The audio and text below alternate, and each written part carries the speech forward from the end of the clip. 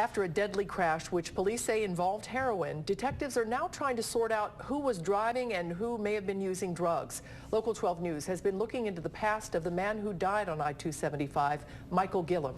Reporter Jeff Hurst spent the afternoon at the Claremont County Courthouse looking at court records, and he joins us with a look at a man who had been, by his own admission, a drug addict and a drug dealer. Jeff. Well, when you look at these court documents, which go back about a decade, they show that Michael Gilliam, 47 years old, was no stranger to doing drugs and doing time. The man killed in yesterday's crash on I-275 has a long paper trail of trouble, a paper trail showing a self-admitted history of drug abuse.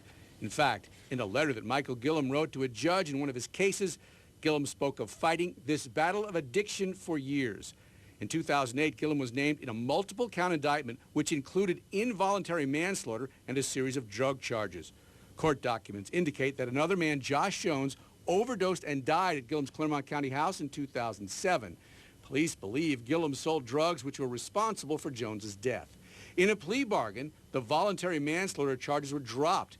Gilliam pled guilty to trafficking in marijuana and cocaine and got a 3-year sentence. While locked up, Gilliam also pled to a 2007 theft and receiving stolen property. Once out, it was drugs again, possession of heroin in 2014, and another guilty plea. In a letter to Judge Victor Haddad, Gilliam asked for a treatment program. "I sincerely need change," he said. "I lived surrounded by drugs, a deep journey into heroin." Gilliam asked for a chance to become a productive member of society. But Gilliam ended up with 11 months in jail instead of a treatment program for not cooperating while incarcerated. And yesterday, he ended up dead.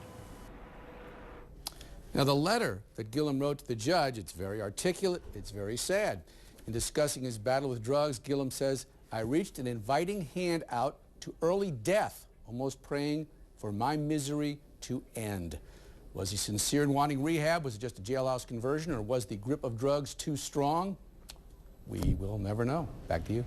Jeff, thanks very much. As we told you, police are still trying to figure out if Gilliam or someone else was actually driving that car. Another man who was in the vehicle, Billy Jones of Bethel, has told police that Gilliam was indeed behind the wheel. But Gilliam's brother believes Jones was the driver. Billy Jones was not seriously hurt. Another occupant, Amanda Thomas, and a 7-month-old boy are in critical condition tonight. The baby is the son of Jones and Thomas.